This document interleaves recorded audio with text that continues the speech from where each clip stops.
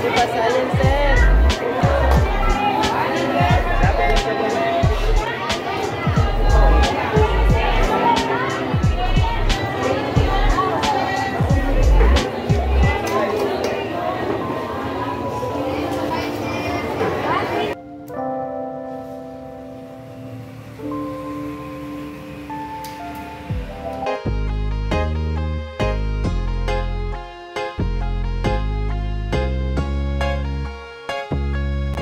Welcome to my channel. Good morning guys. Oras natin ngayon ganap ng alas 11:10 sa umaga.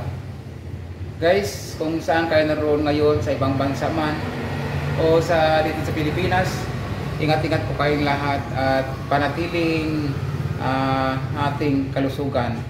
Iwas po tayo sa mga masamang pagkain para hindi tayo magkakasakit. Katawan lang po yung punan natin para makapagtatrabaho. Mga kaibigan ko na OFWs, na sana nasa mabuting kalagayan at payapang araw sa inyong lahat dyan. Guys, ingat-ingat po sa ating trabaho at piliin po natin yung pangkumbaba. Dahil ang pangkumbaba, yan po ang magdala sa atin sa tagumpay kung ano man ang ginagawa natin.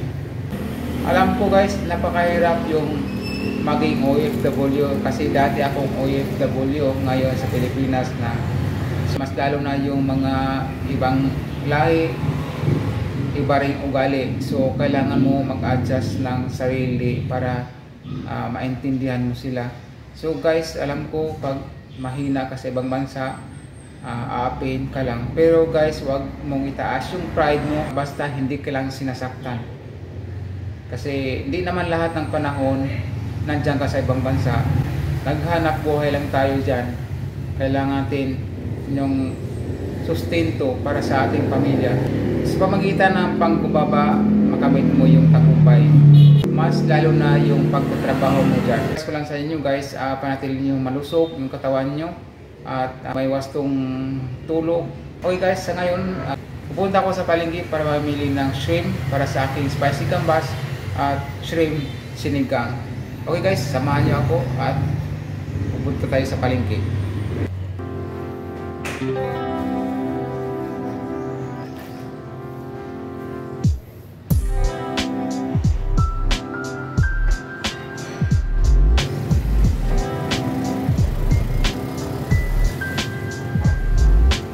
Let's go na tayo guys.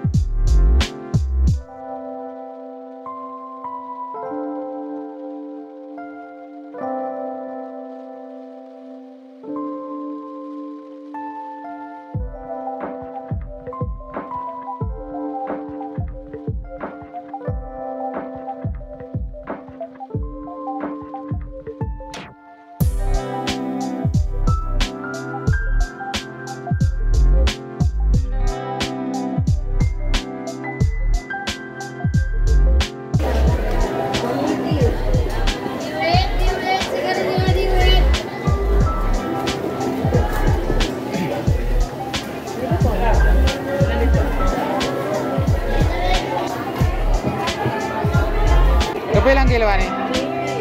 Di pwede 350. Usa kilo lang ako ha. Isa kilo.